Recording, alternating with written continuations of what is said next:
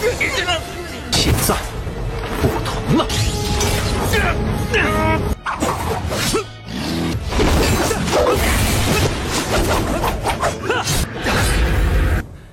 冷静，运转越流畅。出击！我。 血鹰岭的守护者。Halo semuanya, selamat datang di Ruang Film. Bagaimana kabar kalian semua? Semoga selalu sehat dan baik-baik saja. Pada video kali ini, kami akan merangkum sebuah dongeng series lagi yang berjudul Lord Yusing. Bagi yang penasaran bagaimana alur ceritanya, tanpa banyak omong lagi, langsung saja ambil posisi yang enak, jauhkan jarak gadget dari mata sekitar 30-40 cm, dan kita akan masuk ke dalam alur cerita lengkap dari dongeng series ini. Awal di film, kita diperlihatkan terjadinya penyerangan terhadap wilayah Elang Salju, yang mana Raja Dongbo dan istrinya ditangkap. Ia pun meninggalkan dua anaknya. Sejak saat itu, 8 tahun pun berlalu. Anak tertua yang bernama Yusing ditugaskan oleh Bai Yuanji untuk mengambil jantung Raja Serigala Bulan Perak, yang mana itu adalah syarat supaya adiknya diterima untuk menjadi muridnya. Scene lalu berpindah kepada penjaga yang sedang mencari seseorang, yang adalah adik dari Yusing yang bernama Kingxi. Untung saja di saat ia bersembunyi itu, Kingxi mengalih perhatian mereka dengan membunyikan bel menggunakan kekuatannya. Namun ketika dia ingin naik ke atas, ia hampir saja terjatuh. Untung saja ada Paman Tongsan yang menyelamatkannya. Ternyata Kingxi ini ingin pergi untuk mencari kakaknya. Paman Tongsan pun memberitahunya kakaknya sedang mencari jantung serigala untuk dirinya, supaya Kingxi bisa menjadi penyihir hebat seperti Guru Yuanji. Karena Kingxi ini memiliki bakat roh yang hebat. Paman Tongsan pun menenangkan Kingxi agar ia tidak membuat kakaknya khawatir. Scene lalu berpindah kepada Yusing. Di sini dirinya terkejut dengan kedatangan seseorang yang ternyata itu adalah Paman Zhong. Yang mana Paman Zhong ini khawatir terhadap Yusing yang pergi sendirian. Ternyata di perjalanan itu mereka diikuti oleh sekumpulan serigala sisik hitam. Pertarungan pun terjadi antara mereka.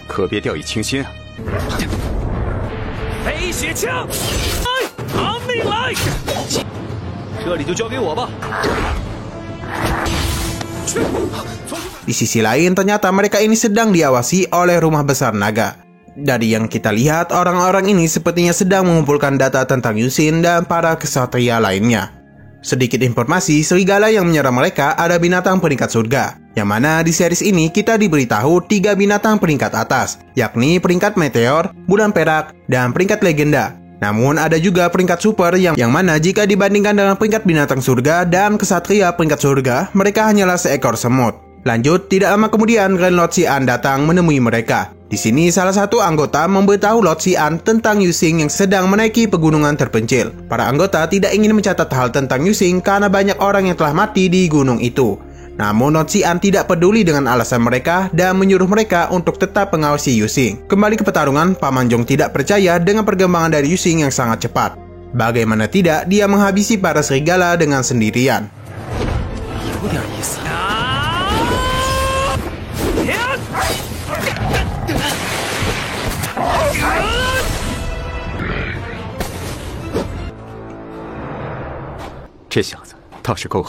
Paman Zhong memuji perkembangan Yusing yang ternyata dia sudah mencapai peringkat meteor. Namun di sini Yusing masih belum percaya apakah dirinya bisa melindungi keluarganya. Paman Zhong mengatakan apapun yang terjadi, Yusing masih memiliki dirinya dan Paman Tongsan. Nah, tidak lama kemudian mereka pun berhasil menemukan tempat serigala bulan perak. Namun tanpa mereka duga, ada macan hitam yang memiliki peringkat bulan perak mengincar mereka. Paman Zhong mengatakan mereka harus segera pergi untuk mencari tempat berlindung, karena hari sudah gelap dan macan ini lebih susah dilawan saat malam hari. Di sini Yusing meminta Paman Zhong untuk pergi dan dirinya akan mengalihkan perhatian macan itu karena sepertinya dia tertarik kepada Yusing. Dia pun segera pergi dan berpisah dengan Paman Zhong. Su Ying bertarung sendirian menghadapi macan bayangan.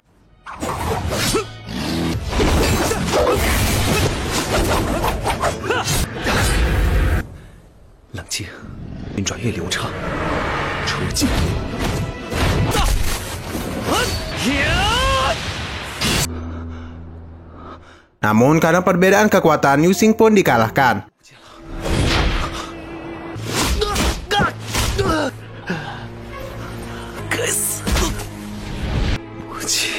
Nah, di saat ia diambang kematiannya, Yusing yang pingsan melihat keluarganya menghampirinya. Namun ia lagi-lagi kehilangan keluarganya. 歉。其实就这么结束了吗？ Nah, di saat ia putus asa tersebut, ibu dan ayahnya kembali muncul dan menyemangati Yusing. 手挺胸。 Dia pun kembali sadar dan kembali menyerang macan bayangan. 更何况，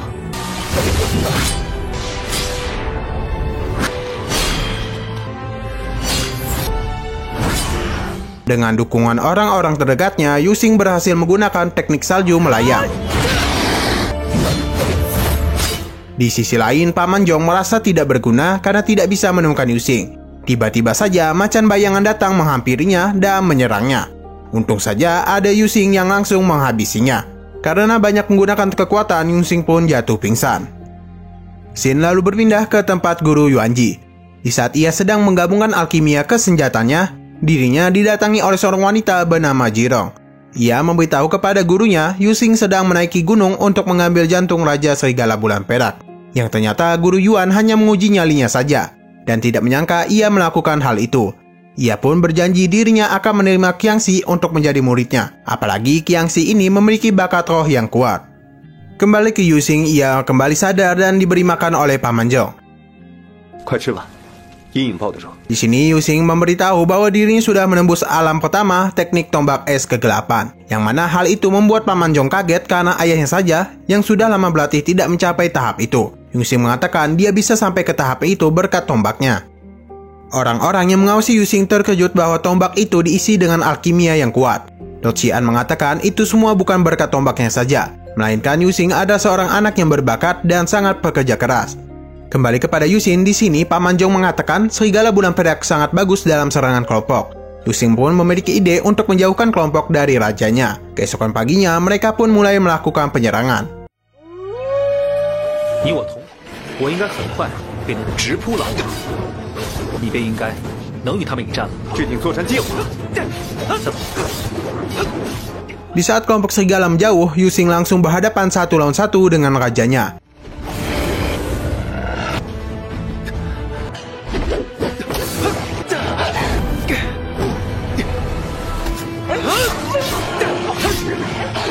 Mereka pun berhasil mengalahkannya. Namun di sini Paman Zhong mengatakan mengapa Yusing tidak menghabisi mereka. Ternyata di saat melihat serigala saling melindungi, mengingatkannya kepada ibunya. Di sini kita diberitahu bahwa jika Yusing sudah bergabung dengan rumah besar Gunung Naga, Paman Zhong akan memberitahu alasan kenapa orang tuanya ditangkap.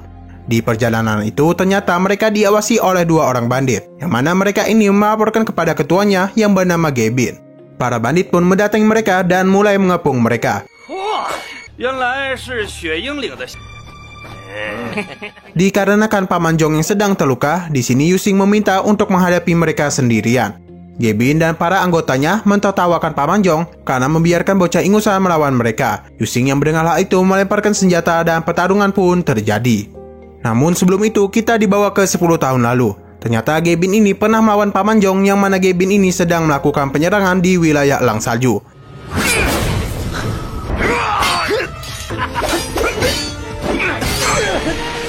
Untung saja Paman Zhong yang terluka ditolong oleh anggota dan Paman Tongsat, yang membuat Gebin melarikan diri.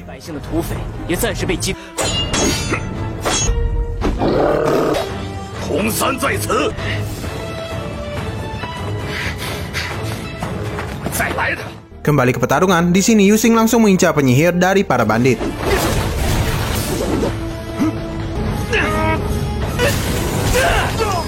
Setelah itu, ia pun bertarung melawan Gebin dan berhasil menghabisinya.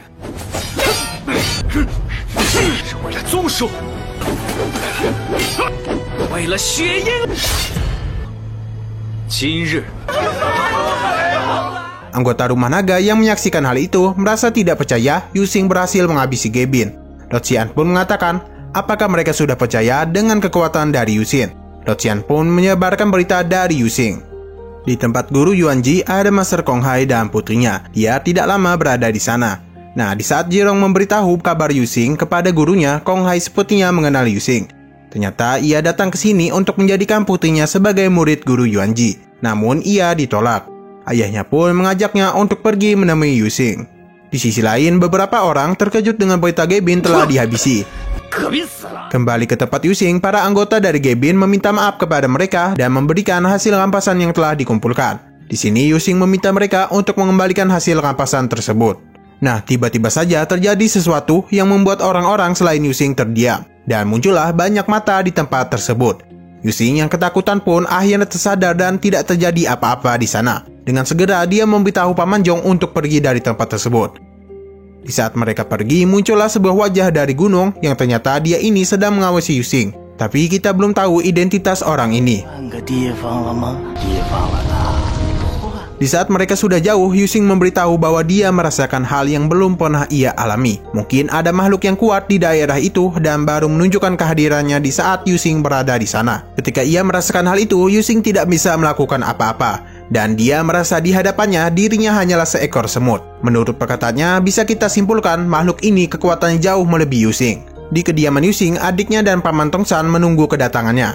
Tidak lama kemudian, penjaga memberitahu mereka kedatangan tamu yang ada Kong Hai. Kong Hai? Paman Tongsan berbicara kepadanya kenapa ia baru muncul setelah sekian lama. Oh ya, Kong Hai ini adalah teman dekat ayahnya Yusing. Ia mengatakan ketika wilayah Elang Salju mengalami masalah, dirinya tidak mau ikut campur karena itu adalah masalah pribadi dengan keluarga klan Mo. Namun Paman Tongsan tidak percaya dan menganggap itu hanyalah alasannya saja.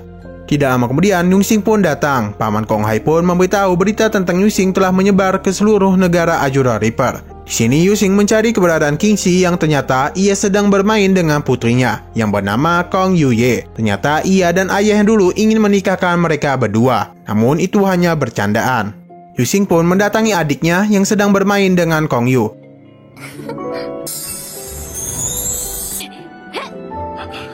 Kingxi yang merindukan kakaknya langsung memeluknya. Kong Yu juga menyapa Yusing karena sudah lama tidak bertemu. Ternyata di sana ia juga kedatangan Guru Yuan, yang mana ia juga tahu tentang keberhasilan Yusing. Paman Zhong merasa pemberitahuan itu akan menimbulkan masalah. Namun Kong Yu memberitahu apa yang dilakukan oleh Rumah Besar Gunung Naga akan berdampak baik bagi Yusing. Ketika mereka ingin pergi menemui Guru Yuan, Kong Yu meminta untuk ikut pergi bersama mereka. Yusing pun mengizinkannya. Di sisi lain, Guru Yuan meminta Jirong untuk memperkuat panas api. Namun kekuatannya tidak terkendali dan membuat api itu menyerangnya. Untung saja ada Kingxi yang menyelamatkannya. Guru Yuan memuji kekuatan dan kerendahan hati milik Kingxi. Di sini Jirong tertarik dengan dua saudara ini, sedangkan kakaknya tertarik dengan Kong Yu. Yusing pun berbicara dengan Guru Yuan mengenai penerimaan murid. Ternyata Guru Yuan masih ada permintaan lainnya. Di sini Kingxi yang mendengar Guru Yuan masih ada permintaan membuat Kingxi kesal, sebab ia tidak ingin kakaknya dalam bahaya lagi. Mendengar perkataan Kingxi, Guru Yuan memujinya karena ia sangat peduli kepada kakaknya. Su Ying pun menanyakan permintaan dari Guru Yuan yang ternyata dirinya ingin pindah ke wilayah Elang Salju, supaya mereka bisa menghindari perhatian dan gangguan dari para pencuri. Ia pun merasa tempat ini sangatlah cocok. Di sini Guru Yuan memindahkan rumahnya dari kota menggunakan sihir pemindahan.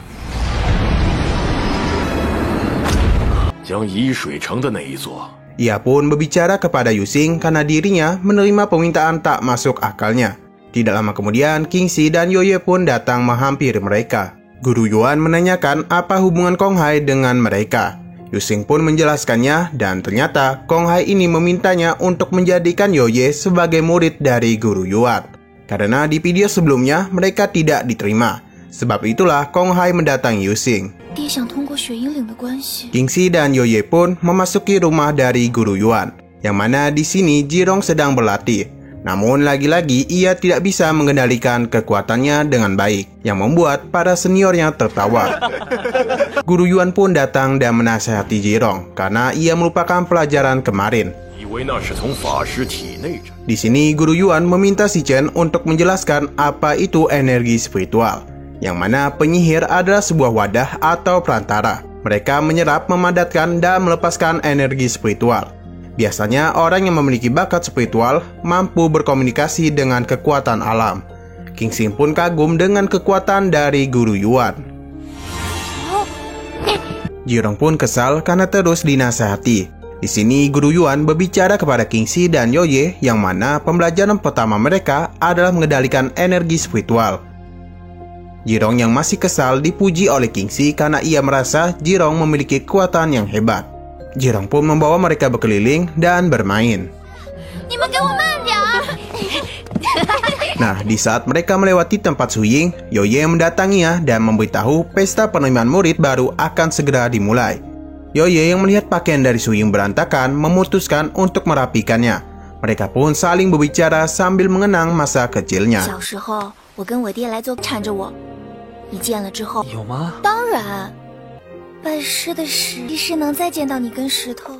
Di saat ingin pergi ke pesta, penjaga datang dan memberitahu Su Ying ada seseorang yang menerobos masuk istana. Dengan segera Su Ying pun pergi menemuinya, yang ternyata itu ada Lord Xian. Ia datang kemari untuk memberikan Black Iron Order, yang mana itu adalah sebuah tanda ia bergabung dengan rumah besar Gunung Naga. Jika ada yang salah, mohon dikoreksi. Di luar, ia berbicara empat mata kepada Su Ying. Ia datang sini untuk memberikannya sebuah peringatan. Lord Xian memperlihatkan catatan rumah naga dan catatan pertumpahan darah. Ia pun menjelaskan apa isi kedua catatan tersebut. Catatan rumah naga memiliki 3 level catatan, yakni provinsi, distrik, dan daerah. Mereka juga mengumpulkan data dan mencatat informasi, baik mengenai peringkat maupun kerajaan terkuat. Sedangkan catatan pertumpahan darah berisi tentang organisasi yang menjangkau kerajaan. Anggota mereka yang cukup kuat memiliki gelar assassin, dan hanya gelar mereka yang tercatat bukan nama aslinya, kecuali seseorang yang bernama Xiang Panyun. Ia adalah orang terkuat di negara Sungai Ajura, dan orang yang mungkin bisa menyainginya adalah ketua klan Si Liang Hong. Ia pun memberikan kedua catatan tersebut kepada Su Ying, dan mengatakan dengan Black Iron Order, ia bisa menjalankan misi yang diminta oleh rumah Gunung Naga. Jika dirinya berhasil, ia akan mendapatkan poin yang mana itu bisa ditukar dengan apa saja, seperti apapun yang bisa menyelamatkan orang tuanya. Lord Xian pun pergi dari sana. Di sisi lain, Kong Hai berbicara kepada Yoye untuk tetap berada di sini, agar bisnisnya semakin lancar. Di sini, Yoye sedikit kesal karena ayahnya hanya mementingkan bisnisnya saja. Ayahnya pun menggodanya dengan mengatakan apa ia tidak ingin dekat dengan Su Ying. Kembali ke Su Ying, di saat mereka berkumpul, Su Ying menagih janji Paman Zhong, yang mana ia ingin tahu penyebab orang tuanya dibawa. Paman Zhong pun menceritakan kejadian awal pertemuan ayahnya dan ibunya. Ternyata ibunya ini kabur dari acara pernikahan, yang mana ibunya ini adalah keluarga dari Mo. Di saat itu, Paman Zhong dan ayah Su Ying bernama Dong Boli baru saja keluar dari pasukan. Mereka pergi untuk menjalankan misi mencari gadis yang kabur. Di sisi lain, Paman Tangshan ini ternyata adalah murid dari ibunya Yusing, yang bernama Mo Yang Yu. Mereka yang sedang kabur diserang oleh serigala sisik hitam. Mereka pun terus dikejar hingga terdesak.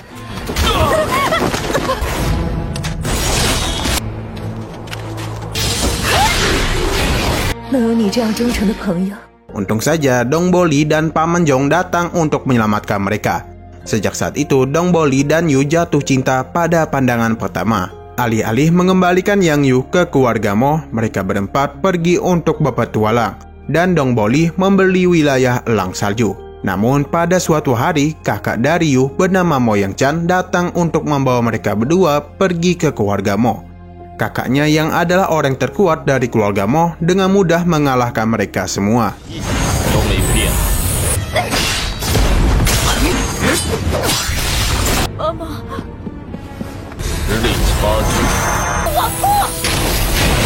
Karena tidak ingin Su Ying terluka, ayah dan ibunya pun menyerahkan diri mereka. Sejak saat itu, ia pun berpisah dari orang tuanya. Mendengar hal tersebut, membuat dua saudara ini kesal dan berjanji akan menyelamatkan kedua orang tuanya. Di sisi lain, ibunya yang sedang dipenjara dikunjungi oleh kakaknya. Mereka pun saling berbicara. Sebenarnya, ia bisa saja keluar dari tempat itu jika ia berbicara dengan kepala keluarga Mo.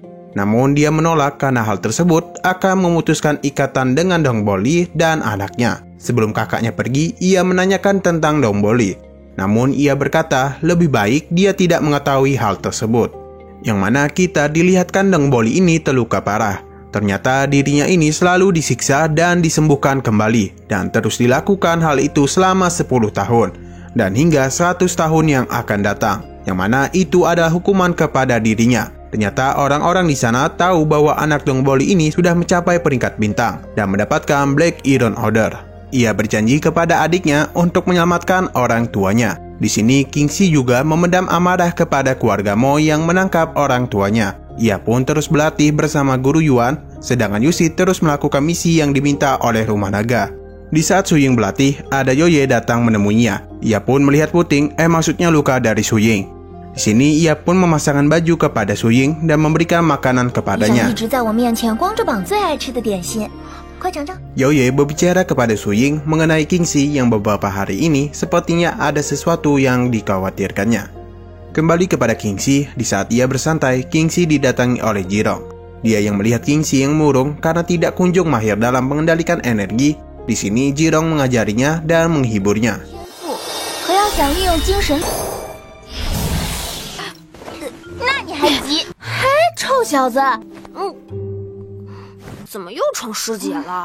Su Ying dan Yoye yang sedang menuju ke tempat Kingxi melihat ia sedang berlatih dengan Jirong, yang mana Kingxi akhirnya mampu mengumpulkan energi spiritual. Melihat hal itu, rasa khawatir Su Ying menghilang. Tidak lama kemudian, Paman Tongsan pun mendatangi mereka. Ia berkata Si An membalas suratnya, yang mana ia mengabari ayahnya sedang disiksa. Dengan segera, Su Ying pun pergi menuju Longsan, dan mungkin di sana ada yang bisa menolong ayahnya. Sesampai di sana, Su Ying pun kembali bertemu dengan Si An. Ia mengatakan dia ingin membawa ayahnya pergi, namun Lord Si An mengatakan itu mustahil. Tapi ia ada cara untuk memudahkan ayahnya di sana. Lord Si An pun mengatakan ada sebuah misi, yang mana misi ini bukan dari Longsan, dan tidak ada poin di misi ini. Dia pun memberitahu bahwa para bandit yang ia lawan dulu kabur dan pergi ke Gunung Lengqiu, yang mana tempat itu dipenuhi oleh para bandit. Yang ternyata misinya adalah menghabisi para bandit yang tersisa. Di bab Bloodseed, seorang wanita berbicara mengenai misi yang dikeluarkan oleh keluarga si Liang Hong, yang ternyata Tuan Muda Si Jia dihabisi oleh para bandit, yang mana misi ini sama yang diberikan oleh Lord Si An kepada Su Ying. Lord Si An pun mengatakan jika ia telah berhasil, mintalah permintaan secara pribadi kepada Si Jia untuk menyelamatkan ayahnya, yang mana wilayah kerajaan di provinsi ini memiliki hak istimewa. Begitu juga dengan keluarga Mo. Keputusan yang dikeluarkan oleh leluhurnya sebanding dengan keputusan kerajaan. Namun di sini Si Jia tidak sebanding dengan keluarga Mo, dan kekuasaannya hanya berpengaruh di wilayah tersebut. Walaupun Si Jia terlihat kecil, koneksinya sangat luas. Setidaknya mereka mampu melindungi ayah Su Ying dari penyiksaan. Su Ying pun menyetujui misi itu walaupun berbahaya, karena keluarga si Liang Hong memasang misi itu di bawah Bloodseed. Dan mungkin saja Su Ying akan berhadapan dengan pembunuh dari Bloodseed, yang mana mereka mengutus iblis angin untuk menyelesaikan misi tersebut. Malam harinya, Su Ying pun berpisah dengan adiknya dan teman-temannya, yang mana ia ingin menghabisi para bandit yang kabur tersebut, karena ini adalah kesempatan dirinya untuk menyelamatkan ayahnya dari penyiksaan.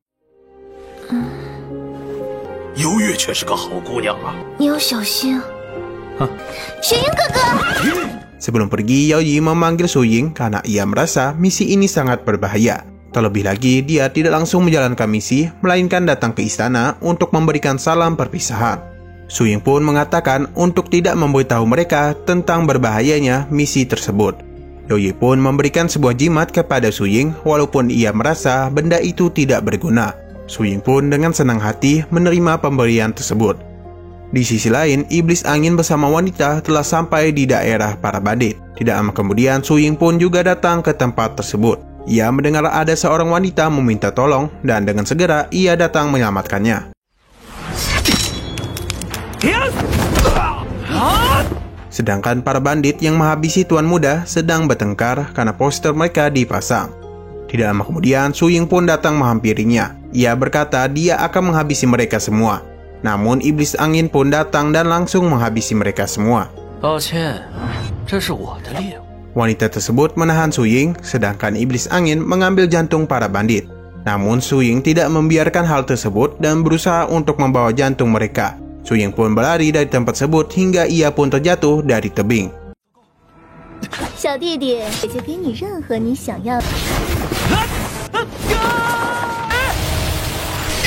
Mereka yang telah mengira ia mati pergi meninggalkannya. Ternyata Su Ying masih berhasil selamat berkat jimat dari Yoye. Di Longsan, ia pun memberikan jantung itu kepada Xian. Namun dirinya tidak bisa hadir karena mengalami luka yang parah. Xian pun mengirimkan surat kepadanya yang berisikan bahwa ayahnya akan baik-baik saja. Kita pun diperlihatkan bahwa ayahnya dikeluarkan dari ruang penyiksaan. Xian pun meminta Su Ying untuk terus berkembang dan menjadi kuat.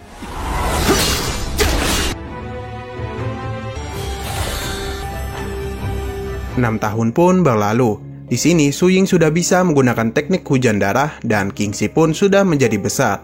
Ia menggoda kakaknya tentang Yoye yang mana dirinya sedang pergi bersama si Chan.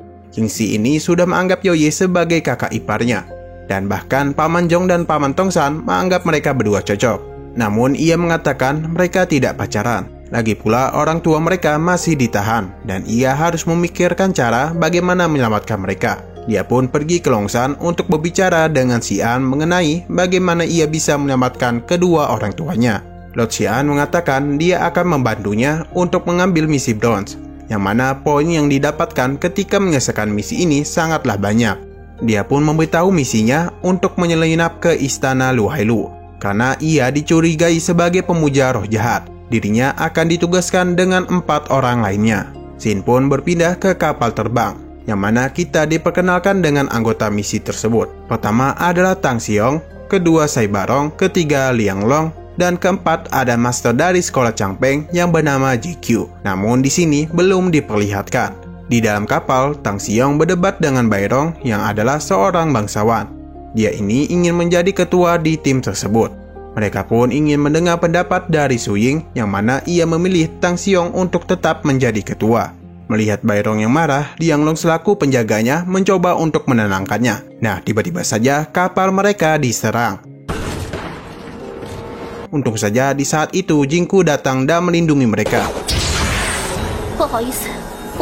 Namun ia hanya bisa sementara saja melindungi kapal tersebut dan meminta mereka untuk lompat dari kapal itu. Mereka pun dengan segera pergi dari kapal. Di sini Jingku menggunakan kekuatannya untuk menyelamatkan mereka. Namun dirinya harus terkena serangan yang menyebabkan mereka terjun bebas.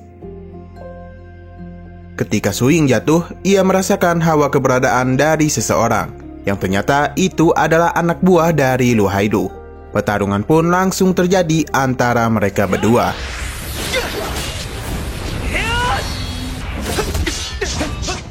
Di saat Su Ying sudah merasa menang, ia diserang dari belakang.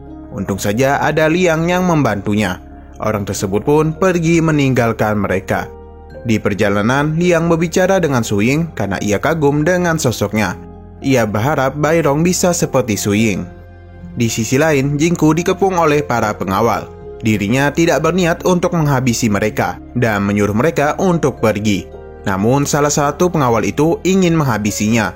Untung saja ada Su Ying datang dan membuat mereka pergi.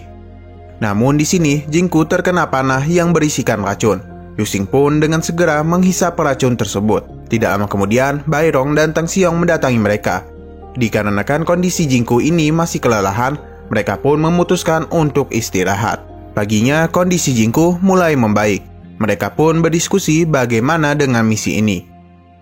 Di sisi lain, Lord Xian sedikit cemas karena informasi penyelinapan diketahui.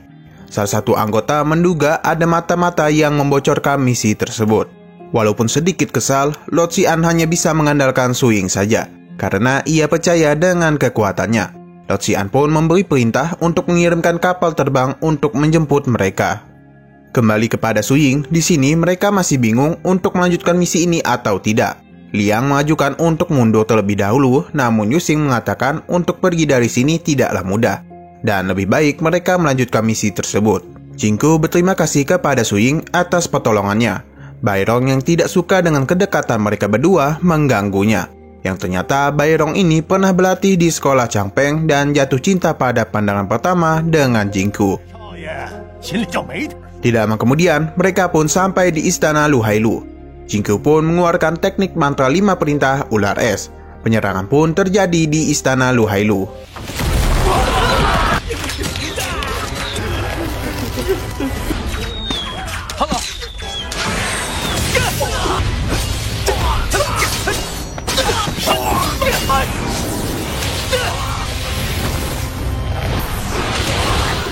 Mereka pun berhasil memasuki istana. Namun di sana tidak ada orang satupun. Di sisi lain ternyata Lu Hailu berada di ruangan lain. Ia berbicara kepada ketiga bawahannya untuk menghentikan utusan dari Long San. Ia pun memberikan mereka bertiga batu iblis es.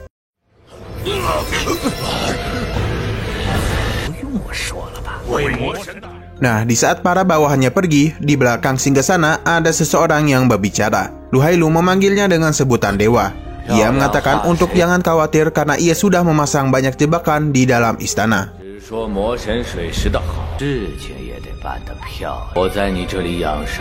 Xin pun kembali kepada tim Su Ying. Di sini dengan cerobohnya, Bai Rong melangkah maju dan mengaktifkan jebakan. Untung saja ada Liang yang menyelamatkannya. Namun bukannya khawatir kepada Liang, ia malah mengkhawatirkan crossbow-nya. Jingku mencoba untuk menggunakan kekuatannya. Namun petir itu sangatlah kuat, yang mana petir itu keluar dari gulungan sihir tingkat tinggi. Mereka pun mencari cara untuk menyingkirkan gulungan tersebut. Su Ying pun berencana untuk melakukannya, karena ia memiliki gerakan cepat. Terlebih lagi petir itu memiliki jeda di setiap serangannya. Ia juga meminta Jingku untuk membuka jalan.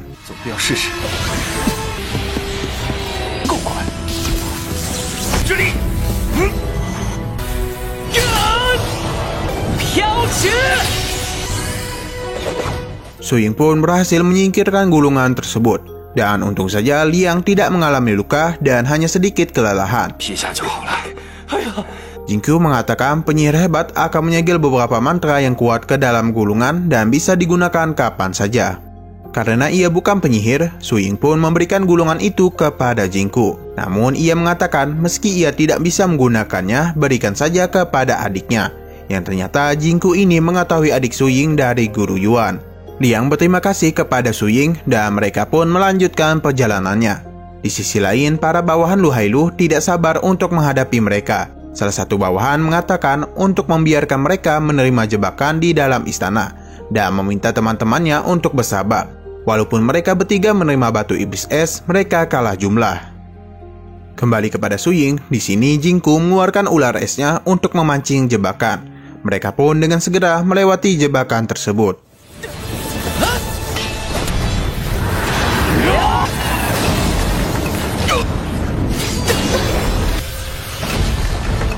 Karena ular es telah hancur, Yu Xing pun maju untuk memancing jebakan di depan. Hingga pada akhirnya mereka berhasil melewati jebakan tersebut dan tibalah di sebuah pintu. Namun ketika Bai Rong membuka pintu tersebut, cahaya putih keluar dari pintu. Dan tiba-tiba saja Su Ying bertemu dengan ayahnya beserta King Si dan Paman Zhong. Yang ternyata itu adalah teknik dari para bawahan Lu Hailu. Ia membawa mereka ke dalam mimpi. Nah, di sana Su Ying kembali bertemu dengan ibunya.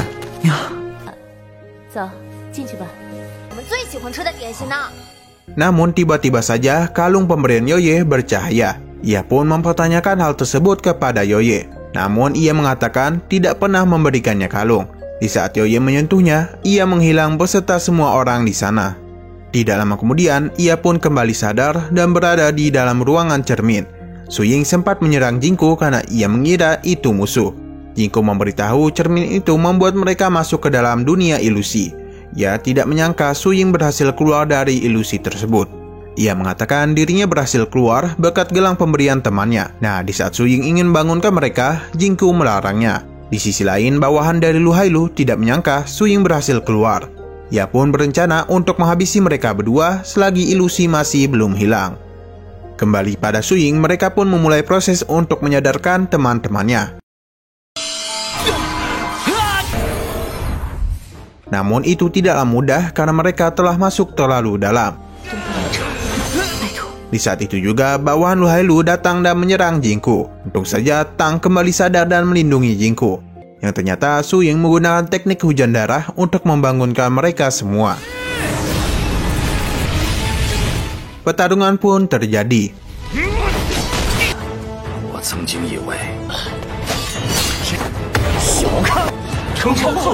Namun mereka semua kaget ia adalah level penyihir bergelar. Bai Rong yang baru sadar meminta pertolongan kepada Liang.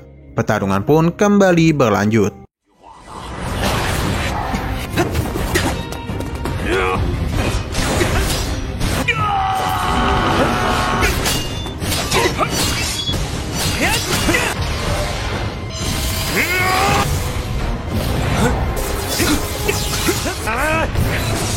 Di sini ia menggunakan cermin untuk mengecoh mereka. Untung saja Jingku yang sadar menghancurkan inti tempat tersebut dan berhasil membuka jalan keluar. Karena ia kalah jumlah, ia pun harus membawa 1 nyawa dan dia pun mengincar Bairong.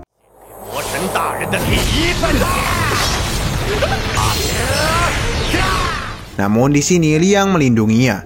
Tan dan Su Ying mencoba melawannya, tetapi penyihir tersebut berhasil kabur. Melihat Liang yang terluka, Jingku dengan segera memberinya pertolongan pertama. Bairong mengatakan ia tidak bisa diselamatkan lagi dan meminta Jingku lebih baik mengobatinya. Tang yang kesal dengan sikap Bairong tersebut berusaha untuk menghabisinya. Namun Liang mengatakan dia memang sudah tidak bisa diselamatkan lagi dan dia sudah menduga hal tersebut akan terjadi karena ia sudah melindungi keluarga Xi dalam 10 tahun terakhir. Flashback pun terjadi. Kita pun dibawa ke Longshan, yang mana ini ada pertemuan Bairong dengan Lord Xian. Sedikit informasi, mereka berdua adalah paman dan keponakan, yang mana Lord Xian ini memiliki darah keluarga Xi. Di saat Bairong pergi, ia berbicara kepada Liang yang sudah melindungi keluarga Xi dalam 12 tahun. Dengan kekuatan dan pengalamannya tersebut terlalu berlebihan untuk menjadikannya sebagai pengawal Bairong. Ia pun menawarkan Black Iron Order kepadanya dan mengatakan kenapa ia tidak keluar dari keluarga Xi dan dengan kekuatannya ia bisa hidup di Azure Reaper. Namun Liang mengatakan dirinya hanya ingin anaknya aman saja. Lord Xian pun menunjukkan kilas balik tentang dirinya yang telah banyak berkorban untuk keluarga Xi. Kembali ke masa sekarang, Liang meminta Su Ying untuk menitipkan salamnya kepada Lord Xian. Ia mengatakan dirinya memilih jalan yang ketiga yang ada kematian, agar ia tidak membahayakan orang yang ia sayangi yang adalah putrinya. Kejadian ini sungguh ironis bagi dirinya, sebab ketika misi ini telah selesai, dirinya ingin keluar dari keluarga Xi. Namun karena ia masih menjadi pengawal keluarga Xi, dirinya harus melindungi Bairong apapun yang terjadi. Saat ini dia tidak takut untuk mati, karena ia telah menyelesaikan misinya dengan baik. Dan tetua keluarga Xi tidak akan memperlakukan putrinya dengan buruk. Dia pun tewas dalam misi ini. Xin pun berpindah kepada bawahan Lu Hailu, yang mana teman-temannya sudah mengatakan untuk menyerang mereka bersama-sama. Namun karena kesombongannya, ia berhasil ditekuk mundur. Tidak lama kemudian, Lu Hailu pun menemui mereka, yang mana ia tahu bahwa ruang ilusi telah hancur. Ia juga mengatakan efek batu itu terbatas dan jika mereka tidak menghabisi para penyusup, mereka lah yang akan dihabisi. Kembali ke tempat Su Ying, di sini Bairong menjelekkan pengorbanan dari Liang, yang mana perkataannya itu membuat Su Ying marah. Bairong sempat mengancam akan menghapus wilayah alang salju dari peta. Namun di sini Su Ying tidak peduli. Untung saja Jingku mengatakan untuk tidak mempedulikannya. Nah, di saat Su Ying berbalik, Bairong menyerang Su Ying, yang membuat dirinya menancapkan tombaknya tepat di sebelahnya. Mereka pun melanjutkan misinya. Nah, di saat di tangga itu juga jebakan. Jingku pun mencoba untuk memeriksanya. Su Ying yang hafal dengan jeda perangkap tersebut menuruninya. Namun ada jebakan tersembunyi dan membuat dirinya terjatuh. Untung saja Jingku membantunya hingga ke dasar. Di sana ada 5 susunan warna. Jingku pun memintanya untuk menghancurkan susunan tersebut berdasarkan urutannya. Tidak lama kemudian tangga pun muncul. Akhirnya mereka pun sampai di tempat bawahan Lu Hailu. Dan pertempuran pun dimulai.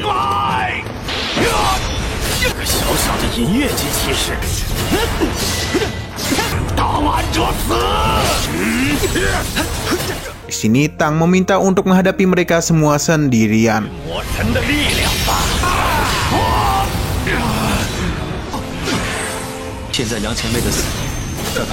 Nah, di saat Jingku sedang memandang Su Ying, ia hampir saja terkena serangan. Untung saja ada Su Ying yang menjaganya.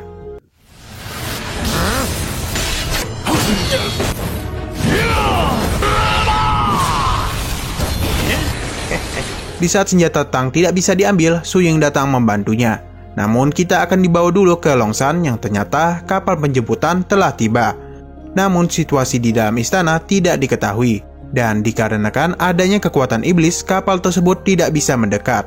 Dan ia beranggapan dewa iblis akan muncul. Namun jika itu memang benar, kejadian ini akan mengguncang dunia. Ketika di istana itu, para pengawal yang terluka tiba-tiba dihisap oleh sebuah asap. Kembali ke pertarungan, Su Ying berhasil menyelamatkan Tang.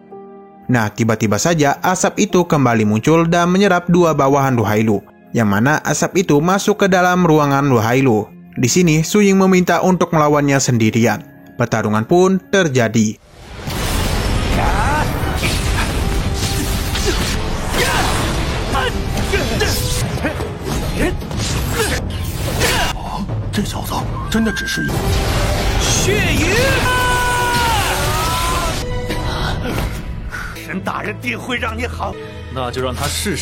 Di saat dia terdesak itu, Bairong muncul dan menembakkan panah yang mengganggu Su Ying.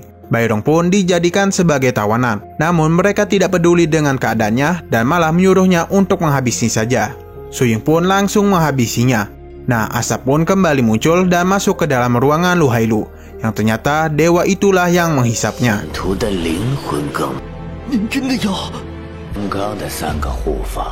Mereka merasa bingung dengan batu dari tubuhnya itu. Tidak lama kemudian, Lu Hailu memberitahu batu apa itu. Lu Hailu sempat menyerang mereka, namun dengan mudah Su Ying mengalahkannya. Dan tiba-tiba saja gerbang di belakang singgasana bergerak.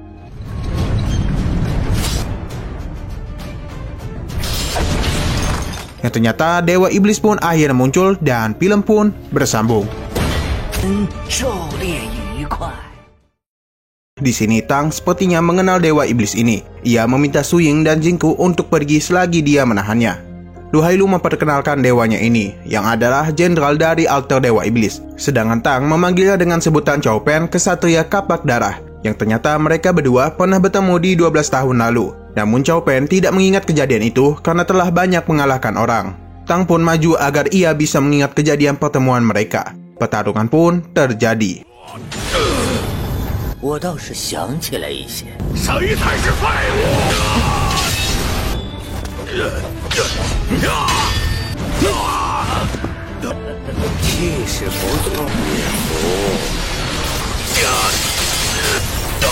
Karena perbedaan kekuatan, Tang dikalahkan. Cao memujinya karena tidak mati ketika menerima serangannya.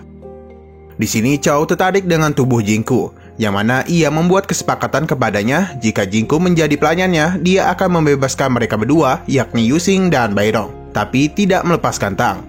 Bairong dengan jiwa penjilatnya mengatakan Jingku akan melayaninya. Melihat sikap dari Bairong, Jingku pun menyerangnya. Xin pun berpindah ke tempat Guru Yuan, yang mana Kingxi ini sedang melamun. Kita pun diperlihatkan wajah Jirong dan Yuye setelah 6 tahun. Guru Yuan menanyai apa yang dikhawatirkan oleh Kingxi, yang mana ia mengkhawatirkan kakaknya yang sedang melawan perkumpulan roh jahat. Guru Yuan mengatakan untuk tidak khawatir karena jika Su Ying bertemu dengan roh jahat, 6 organisasi sudah menghancurkannya. 6 organisasi itu adalah Kuil Air, Gunung Hitam Putih, Kota Awan, Istana Dewa Air, Kuil Bumi, dan Bar Bloodblade. Mereka inilah yang menjaga kedamaian kerajaan. Walaupun Bloodblade berisikan para pembunuh, mereka memilih jalan yang mereka percayai. Guru Yuan menjelaskan para pembunuh mempercayai Dewa Kehancuran, sedangkan Kuil Bumi mempercayai Dewa Penciptaan. Mereka inilah yang menjaga keseimbangan antara surga dan bumi. Ada juga dewa yang setara dengan para dewa ini, yang adalah Dewa Iblis. Kembali ke tempat Yu Xing, pertarungan sengit pun terjadi antara mereka.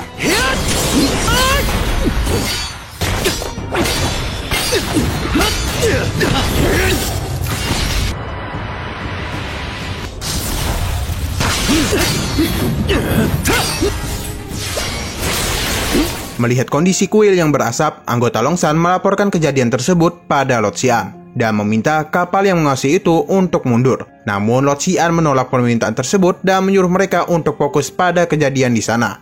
Lord Xian mengatakan sepertinya ada dewa misterius yang muncul di tempat tersebut. Para anggota saling berbicara jika memang mereka sedang menghadapi dewa, misi ini sangat berbahaya.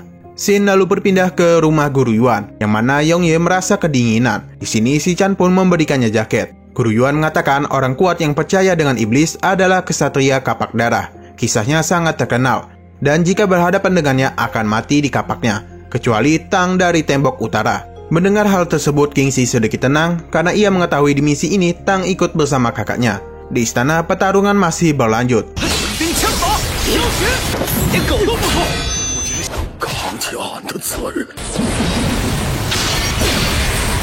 Yang mana Jingku menggunakan kekuatannya untuk menyegel Cao, yang mana ini adalah mantra tingkat tinggi miliknya. Namun Tang merasakan ada yang tidak beres dan benar saja segel itu tidak cukup kuat untuk menahannya. 挡得住我？你们一起上。 Tang pun kembali maju, namun sekali lagi ia terhampas dengan kekuatan Chow.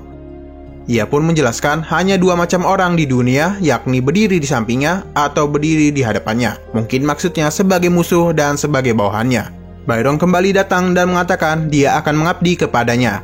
Tang masih memberontak kepada Chow, yang mana ia pun mengingat kejadian 12 tahun yang lalu, di saat ia mengikuti Tang yang sedang melarikan diri. Di sini Chow mengatakan dia tidak akan menghabisinya. Namun jika bertemu lagi, dia pasti akan menghabisinya. Yang ternyata Tang ini dulunya pernah membuat kesalahan. Chow menceritakan yang sebenarnya tentang Tang, yang mana ia ini mengkhianati teman-temannya. Bairong pun terlihat senang dan telah menduga hal tersebut. Su Ying pun meminta penjelasan kepada Tang. Lu Hailu pun menjelaskan kejadian benteng bulan dingin yang terkenal dengan sebutan benteng yang tidak bisa dihancurkan. Hingga pada 12 tahun lalu, Chow datang dan menghabisi 469 prajurit. Dan perlawanan yang diceritakan oleh Tang hanyalah kebohongan. Para penjaga dengan mudah dikalahkan oleh Chow. Dan Tang ini beruntung bisa kabur ketika teman-temannya tewas. Tang pun mengatakan itu memang benar. Dan kesalahan yang telah ia lakukan adalah meninggalkan teman-temannya untuk keselamatannya. Dan dalam 12 tahun itu dirinya selalu meratapi kesalahannya. Su Ying mencoba menenangkan dan memintanya untuk istirahat. Namun Tang mengatakan ini adalah kesempatannya untuk menebus dosa-dosa di masa lalu. Dengan semua kekuatannya, ia pun maju dan meledakkan kekuatannya kepada Chow.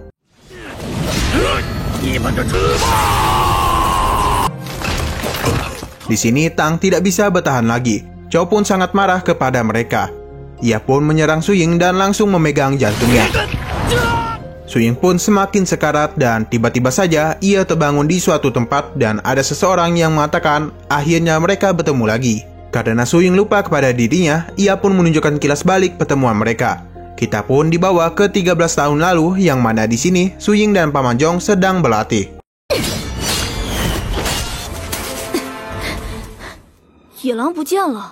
Di saat Su Ying dan Paman Zhong mengejar serigala, ia yang berada di belakang diserang. Nah, sama seperti sebelumnya, di saat Su Ying hampir mati, ia pun dibawa ke tempat tersebut dan bertemu dengan orang ini. Ia mengatakan dia adalah darah kunonya dan Su Ying berada di dunia spiritualnya. Ia pun memberitahu kekuatan yang Su Ying kagumi adalah kesatria tombak, yang mana dia ada seorang legenda dengan kekuatan yang luar biasa.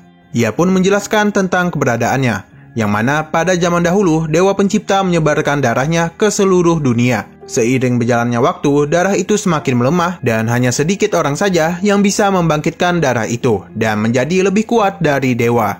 Ia datang kemari karena Su Ying berhasil membangkitkan darah kunonya. Namun di umur segitu dia belum cukup kuat untuk mengendalikan darah kunonya. Su Ying sempat mencoba namun dirinya gagal. Orang tersebut pun menyentuh Su Ying dan ia pun kembali ke tubuhnya. Nah, di istana, Paman Tongsan dan Paman Zhong terkejut dengan nafsu makan Su Ying yang tidak seperti biasanya dan terus merasakan lapar. Kembali ke masa sekarang, di sini Su Ying mengatakan dia sudah cukup kuat untuk membangkitkan darah kunonya karena ia memerlukan kekuatan itu untuk menyelamatkan teman-temannya. Su Ying pun menerima kebangkitan darah kunonya dan ia pun mengeluarkan kekuatan yang dahsyat. Pertarungan pun kembali terjadi.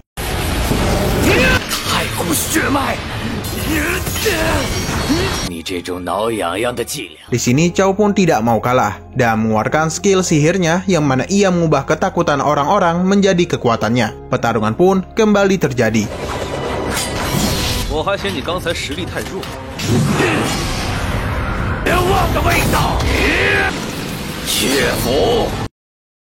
Walaupun Chow menggunakan serangan yang kuat, Su Ying hanya menangkap senjatanya dengan satu tangan. Su Ying pun mengakhiri hidup dari Chow. Sebelum ia meninggoy, dia mengatakan Dewa Iblis akan membalas dendamnya.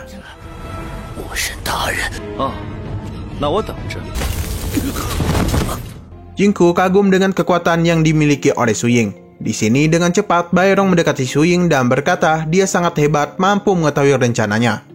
Su Ying mendatangi Lu Hailu dan berniat untuk menghabisinya atas dosa yang telah ia lakukan selama ini. Namun di sini ia melakukan bunuh diri dan menghancurkan istana tersebut. Mereka bertiga pun segera pergi dari sana. Su Ying pun menghancurkan halangan di depan.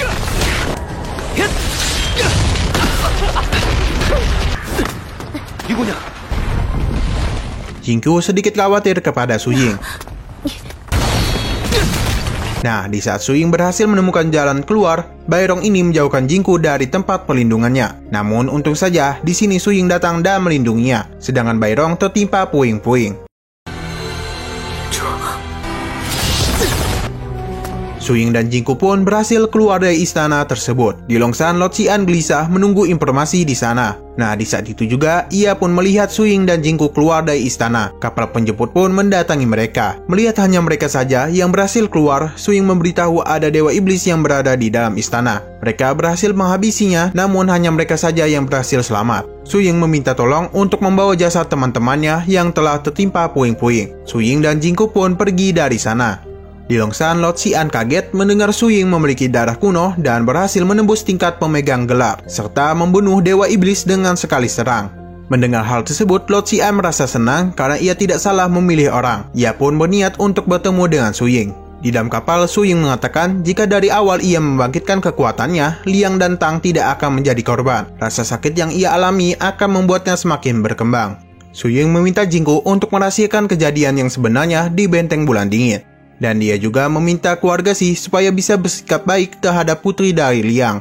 Tidak lama kemudian, anggota Longsan memberitahu mereka akan segera sampai di wilayah Qinghe. Karena Su Ying sudah membuat pencapaian besar, pemilik bangunan Longsan di wilayah Qinghe menyiapkan pesta untuk merayakannya. Jingqiu mengatakan meski Lu Hailu dan dewanya telah mati, tetapi kekuatan iblis tak mungkin sekecil itu. Ia juga mengatakan setelah ini dirinya akan pulang ke sekolah Changpeng untuk melapor kepada gurunya. Su Ying yang mendengar hal itu sedikit kecewa. Ia pun menceritakan adiknya yang sama memiliki kekuatan es. Dan dia meminta untuk Jingqiu merekomendasikan hadiah apa yang cocok untuk para penyihir. Jingqiu pun memberikannya sebuah tanda agar ia bisa mendapatkan diskon. Su Ying mengatakan dia sedikit gugup karena pertama kali mengunjungi kota besar. Xin pun berpindah ke wilayah Elang Salju yang mana Su Ying menceritakan kejadian unik yang ia alami di saat belanja di kota besar. Paman Tongsat pun menceritakan ketika Qingxi ke sana, banyak wanita jatuh cinta kepadanya. Mendengar hal tersebut, Jirong kesal. Yang ternyata mereka ini telah lama pacaran dan baru memberitahu mereka. Di sini Su Ying mengatakan ia memberikan mereka semua hadiah dan menceritakan ia bertemu dengan penyihir yang terkenal yang bernama Jingqiu. Di sini Yoye sepertinya tidak senang dengan kedekatan mereka berdua. Paman Zhong dan Paman Tongsan mendapatkan perlengkapan baru. Jirong sedikit kesal karena mendapatkan hadiah lebih rendah dari sepatu Paman Tongsan. Sedangkan Yoye senang karena diberikan jubah sutra es. Qingxi menagih hadiahnya yang mana Su Ying akan memberikannya nanti. Paman Zhong pun meminta Qingxi untuk mengantar Jirong agar Su Ying dan Yoye bisa berduaan. Mereka pun saling berbicara. Di sini Su Ying merasakan kecurigaan kepada Jirong. Melihat Su Ying yang masih mengkhawatirkan Qingxi membuat Yoye kesal karena ia tidak mengkhawatirkan dirinya sendiri. Namun lagi-lagi Su Ying mengatakan orang tuanya masih menderita dan dia belum memikirkan tentang dirinya sendiri. Yoye pun menanyakan apa tujuan Su Ying selanjutnya, yang mana ia hanya memikirkan teknik, kekuatan, dan orang tuanya saja. Tidak ada Yoye di dalam pikirannya. Yoye pun mengalihkan pembicaraan mereka dan pergi dari sana. Di sisi lain, Jirong mengatakan walaupun kakaknya adalah penguasa tempat ini, seharusnya Qingxi juga menerima bagian dan memintanya untuk menjadi dewasa. Karena ia ingin calon suaminya ini menjadi pria yang memiliki tanggung jawab. Nah, di saat Qingxi ini pergi, sifat dari Jirong kembali muncul, yang sepertinya dia ingin memanfaatkan Qingxi untuk merebut wilayah Elang Salju agar ke tangan keluarga Ji. Xin pun berpindah ke Su Ying. Di sini Qingxi mengatakan jika kakaknya pergi, ia meminta agar tanggung jawab diberikan kepadanya karena ia telah dewasa. Paman Zhong pun setuju dengan pendapat Qingxi dan Su Ying pun mengizinkannya. Di sini Su Ying pun memberikan Qingxi hadiah dan memberikannya gulungan segel yang ia dapatkan di istana Lu Hailu. Merasa ada yang aneh, di saat Qingxi pergi, Su Ying meminta untuk mengirimkan surat ke Longsan untuk menyelidiki asal-usul Jirong. Di Longsan, suratnya pun akhirnya sampai, yang ternyata keluarga Ji ini sangat dekat dengan Lu Hailu. Kembali ke Su Ying, di sini ternyata Kong Hai datang menemui Yoye. Su Ying pun ingin memanggil Qingxi, yang ternyata ia sedang pergi bersama Jirong. Nah, di saat Su Ying ingin mendatangi Yoye, ia mendengar pembicaraan dia dengan ayahnya, yang mana ia ini sedang dekat dengan keluarga Xi yang ada Xi Chan.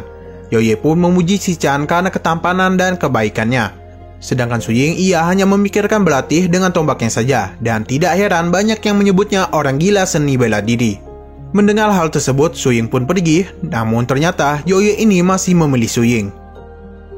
Di sini Yoye masih berbicara kepada ayahnya tentang orang yang ia sukai, yang mana di satu sisi ia menyukai Xi Chan, dan di satu sisi lainnya ia masih menyukai Su Ying. Ayahnya pun memberikan saran untuk menerima kehadiran si Chan, karena Su Ying ini tidak pernah mengatakan ia menyukai ataupun menikahinya. Terlebih lagi, di kerajaan Longshan ini, keluarga Si sangatlah berpengaruh. Ia juga menganggap pernikahan itu sama dengan sebuah bisnis. Mendengar perkataan ayahnya, Su Ying pun memutuskan untuk move on. Mendengar hal tersebut, ayahnya pun dengan segera membawa Su Ying untuk pulang. Di sisi lain, Su Ying sedang meratapi kalung pemberian Yoye. Di scene flashback ini, para penonton dibuat seakan-akan ikut merasakan patah hati dari Su Ying. Namun, karena ia ada pria yang kuat, dia pun melepaskan kalung tersebut dan tidak menangis seperti para penjantan yang ditinggal pergi oleh kekasihnya. Tidak lama kemudian, Paman Zhong datang untuk memberikan surat tentang Jirong dan juga memberitahu bahwa Kong Hai ingin membawa Yoye untuk pulang. Di sini, Su Ying pun meminta Paman Zhong untuk mengucapkan salam perpisahan kepada Yoye. Nah, di saat Su Ying membaca surat tentang Jirong, ia pun dengan segera meminta para penjaga untuk menjemput Kingxi dan Jirong. Namun tiba-tiba ada penjaga Kingxi yang datang dan memberitahu Su Ying bahwa adiknya itu sedang dalam masalah. Tidak lama kemudian Kingxi datang. Su Ying pun menanyai apa yang terjadi. Namun karena Kingxi panik, ia pun tidak bisa menjelaskan dengan benar. Ia pun diminta untuk beristirahat. Su Ying berbicara kepada Jirong, dia akan bertemu dengannya untuk menanyakan beberapa pertanyaan. Di saat mereka pergi, Su Ying bertanya kepada pengawal Kingxi apa yang terjadi pada saat itu. Dia pun menjelaskan kejadian tersebut. Di saat Kingxi dan Jirong pergi ke kota Yuxi, ada beberapa orang yang membuat keributan. Kingxi pun bertanya kepada pengawalnya mereka itu siapa. Namun penjaganya ini juga tidak tahu mereka itu siapa. Terlebih lagi penjaga orang itu berada di tingkat meteor. Kingxi pun tidak peduli kepada mereka dan mengajak Jirong untuk pergi karena ia tidak ingin membuat masalah. Di sisi lain, tuan muda ini merasa bosan ketika datang ke kota karena ia ingin bermain bersama wanita. Penjaganya pun mengatakan mereka tidak berada di wilayahnya. Namun tuan muda ini tidak peduli. Ia pun melihat sekeliling dan melihat Jirong. Ia yang tertarik kepada Jirong meminta para penjaganya untuk membawanya. Mereka pun mendatangi Kingxi untuk membawa Jirong. Para warga yang melihat pun segera masuk ke rumah masing-masing. Tuan muda itu menggoda Jirong yang membuat dirinya takut. Melihat lambang yang mereka pakai, penjaga tuan muda memberitahu mereka itu dari wilayah Elang Salju, yang mana pemimpinnya itu pada usia 16 tahun memiliki banyak prestasi dan mengatakan lebih baik mereka tidak membuat keributan kepadanya. Namun tuan muda ini tidak peduli mereka dari mana. Jirong meminta Kingxi untuk melawan mereka. Kingxi pun maju dan meminta mereka untuk meminta maaf kepada Jirong. Tentu saja tuan muda ini tidak peduli. Ia pun menyuruh penjaganya untuk menghabisi mereka dan membawa Jirong kepadanya. Pertarungan pun terjadi.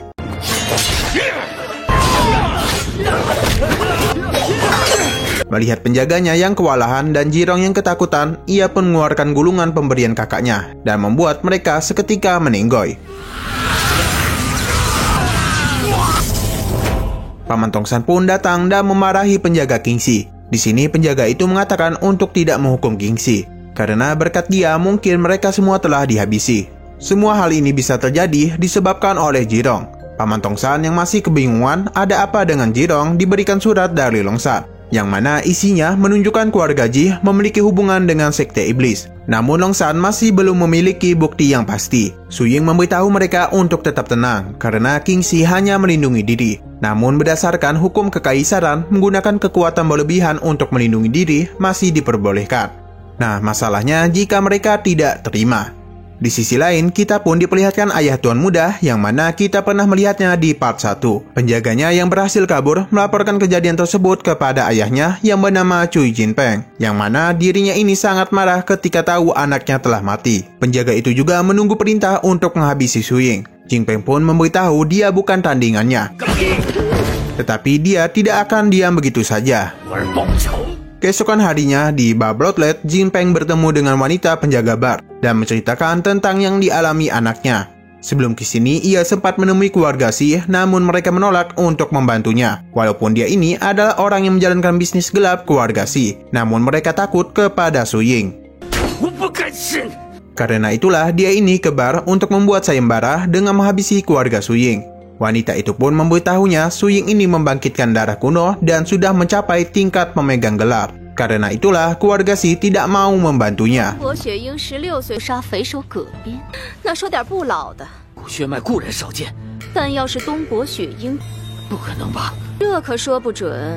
Apalagi uang yang diberikannya tidak cukup untuk menghabisi mereka semua.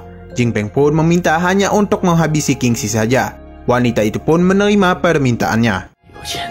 沉默，是等血鹰岭的人查出我的身份来。 Xin pun berpindah ke Longsan. Di sini Lord Xian diberitahu Jinpeng pergi ke bar dan menanyai apakah mereka harus mengikutinya. Lord Xian mengatakan untuk tidak perlu karena ia sudah tahu akan hal tersebut. Ternyata Lord Xian ini memberitahu keluarga Xi supaya tidak membantu Jinpeng dan telah menduga ia akan ke bar. Yang mana Lord Xian ini ingin menguji kekuatan Su Ying dengan pembunuh yang diutus oleh Jinpeng. 怕会刺人的吧？ 关于姬家的情报，血鹰岭现在真是一地鸡。 Xin pun berpindah ke King Xi yang didatangi oleh Paman Zhong yang baru saja mengantarkan ke pulang Yoye. Di sini King Xi memberitahu kejadian yang ia alami kepada Paman Zhong. Karena ia khawatir dengan kondisi Jirong, dia pun pergi menemuinya. Namun para penjaga melarangnya karena Su Ying berpesan kepada mereka musuh mungkin akan datang kapan saja. Paman Zhong pun menenangkan King Xi dan berbicara kepada para penjaga. Ia pun diberitahu hubungan keluarga Ji dengan Lu Hailu. Xin pun berpindah ke Su Ying yang meminta kepada Guru Yuan untuk berbicara empat mata dengan Jirong. Di sana, ia pun menunjukkan surat dari Longsan. Jirong mengatakan mereka tidak ada kaitannya dengan Sekte Iblis. Su Ying mengatakan ayah Jirong pernah diasingkan. Sejak saat itu, 3 anggota menghilang dan tiba-tiba saja muncul kembali dan membawa kekayaan. Jirong terus mengatakan mereka tidak ada kaitannya dengan Sekte Iblis. Su Ying pun terus menceritakan hal-hal janggal terhadap keluarga Ji. Hingga Su Ying menceritakan pengemis yang meninggal dengan kejam pada 7 tahun yang lalu. Dan membuat ekspresi Jirong berubah. Yang mana Jirong lah yang menyuruh pelayannya untuk menghabisi pengemis tersebut. Su Ying pun dengan tegas mengusirnya dari wilayah Elang Salju dalam 3 hari. Dan menyuruhnya untuk tidak memberitahu King Xi karena dia tidak ingin adiknya melihat sisi iblis dari Jirong. Di sisi lain, kita diperlihatkan Peng Mo dan Lan dihadang oleh beberapa orang yang tidak dikenal. Dan di sini pertarungan pun terjadi. 可偏偏你们暴露了身份。上！那是因为在。 Namun mereka semua bukanlah tandingannya. Di sini wanita bar pun menanyakan kenapa mereka ke tempatnya. Yang ternyata Peng Mo ini tertarik dengan tugas untuk menghabisi King Xi. Yang mana dia ini masih dendam kepada Su Ying. Xin pun berpindah ke wilayah Elang Salju. Ternyata mereka ini sudah menyusup ke dalam istana. Di sisi lain, Su Ying berbicara kepada Paman Zhong tentang Yoye. Di tengah pembicaraan mereka, penjaga mengatakan King Xi melarikan diri dari kamarnya.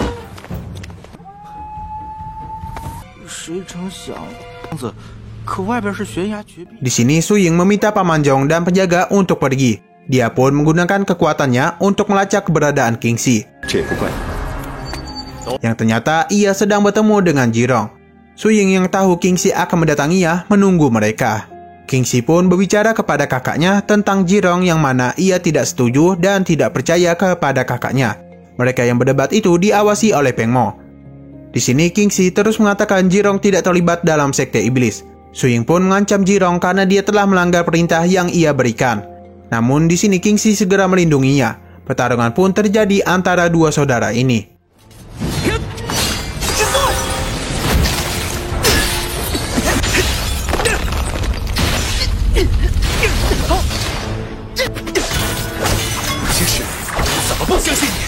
Sekilas kita diperlihatkan Jirong sedang memegang sebuah batu, yang mana mungkin batu itu adalah batu iblis.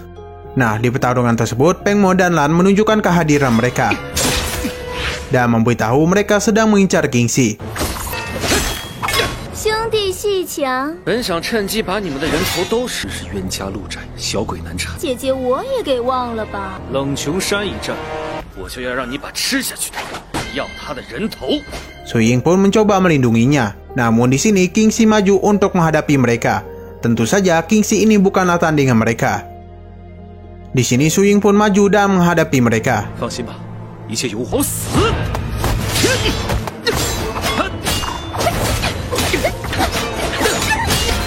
说了那么多日子，这个东坡雪鹰怎么变得那么了？ 死吧！帮我拖住他，收拾这两条杂役。 Tidak lama kemudian, Paman Zhong dan Paman Tongsan mendatangi mereka. Su Ying pun meminta mereka untuk membawa King Xi ke tempat Guru Yuan. Namun di saat itu juga, Peng menggunakan jurus andalannya.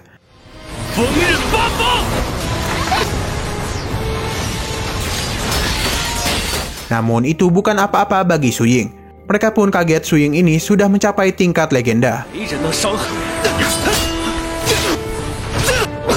Ia pun menyerang Peng hingga sekarat. Di sini Peng meminta Lan untuk memanggil kakaknya yang ada Xian Fangyun.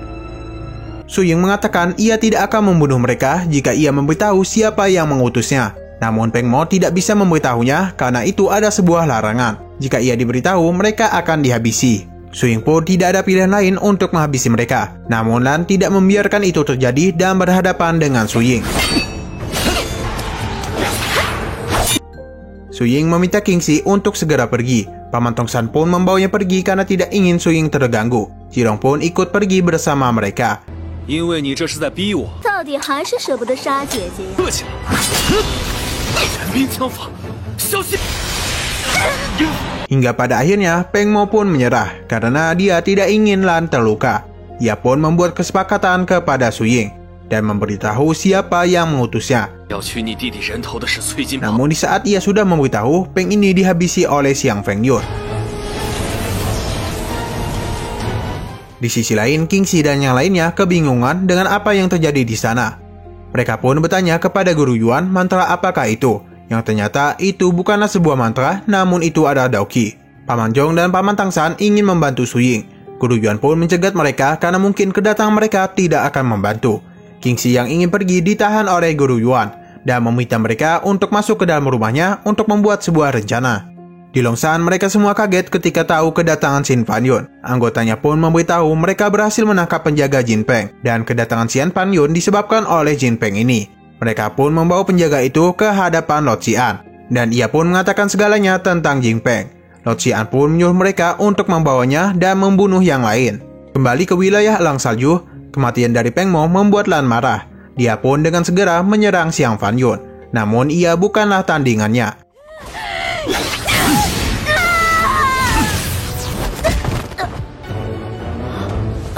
Xiang Fangyun pun berhadapan dengan Su Ying dan mengeluarkan kekuatannya. 的是自己，真的称好奇，可真的。 Di sisi lain, ternyata Jingku ini berada di kota Yushi. Ia sedang menyelidiki perkelahian yang terjadi di sana. Di Longshan, Jin Peng ini disiksa oleh Lo Xian dan mengatakan tindakannya ini akan membuat beberapa organisasi akan marah karena Su Ying ini sudah memiliki banyak prestasi. Di sini Lo Xian pun langsung menghabisinya. Tidak lama kemudian, Jingku pun mendatangi Lo Xian. 见过思安大人。 Ia pun menanyakan kejadian yang terjadi di kota Yushi. Lo Xian pun mengatakan ia sudah menyelesaikan masalah itu dan dia akan pergi ke wilayah Lang Salju untuk menghentikan Xiang Fangyun. Ia pun mengajak Jingku untuk pergi bersamanya. Kembali kepada Su Ying, di sini pertarungan pun terjadi antara dua orang tingkat legenda. 就跟你好好玩玩。不愧是清河郡第一高手。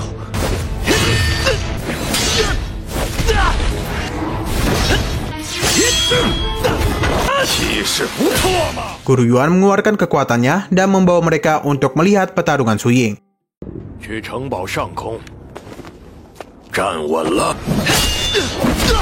Nah, sesampai di sana, Guru Yuan pun membawanya pergi dan merencanakan untuk menghadapinya.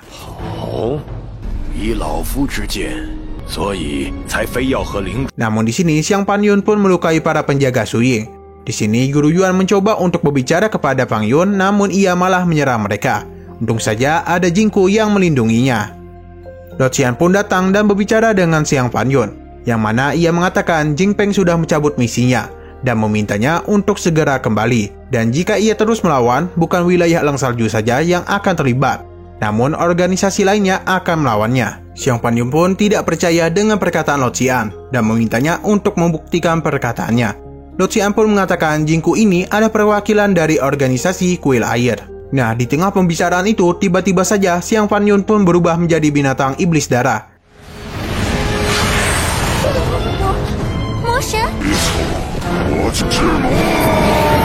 Melihat hal tersebut, Su Ying pun memancingnya pergi, karena dia tidak mau orang-orang tidak bersalah ikut terlibat dalam pertarungan mereka. Ia pun terus membawanya pergi hingga ke tebing awan hitam. 他的目标应该是那里。挑好了吗？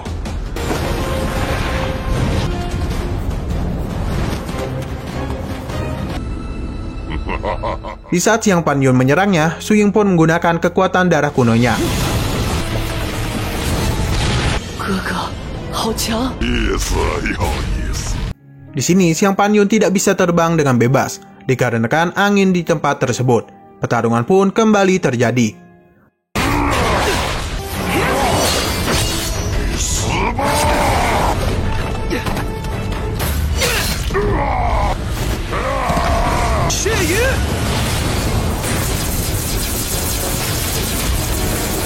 Nah, di saat Su Ying sudah merasa menang, Xiang Panyun menggunakan tekniknya untuk menyerap Doki milik Su Ying.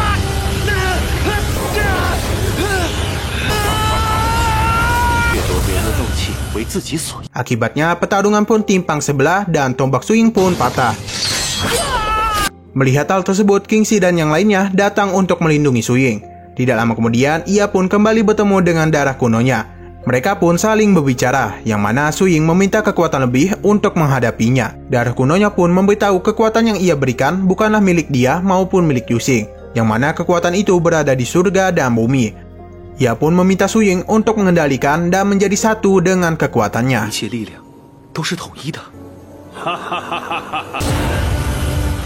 Teman-temannya yang terdesak langsung dibantu Su Ying. Darah kunonya memberikan salam perpisahan dan pertarungan sengit pun terjadi.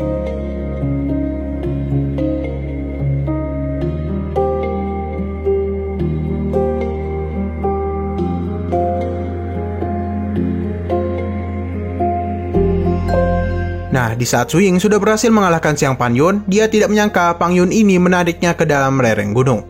Dan season 1 pun telah selesai. Sebenarnya ada episode spesial dan season keduanya masih ongoing atau masih berlanjut. Namun karena episode spesialnya berkaitan dengan season kedua, jadi kita tidak akan melanjutkan series ini hingga season keduanya selesai. Saya menyarankan kepada kalian untuk menonton season keduanya terlebih dahulu. Oke, mungkin itu saja yang bisa saya ceritakan tentang alur dari season 1 Lord Su Ying. Terima kasih kepada kalian semua yang telah mengikuti dari awal pembahasan series ini dan sampai selesai. Jika kalian ada pendapat yang lain atau kurangnya pembahasan dari saya, dipersilakan sampaikan pendapat kalian di kolom komentar. Oke, terima kasih yang sudah menonton video ini sampai habis. Jika kalian suka pada video ini, klik like dan share ke teman-teman kalian tentang channel ini. Dan bagi mau sarankan film untuk dibahas, langsung komen aja. Sekali lagi saya ucapkan terima kasih kepada kalian semua, dan sampai jumpa di video selanjutnya. Adios.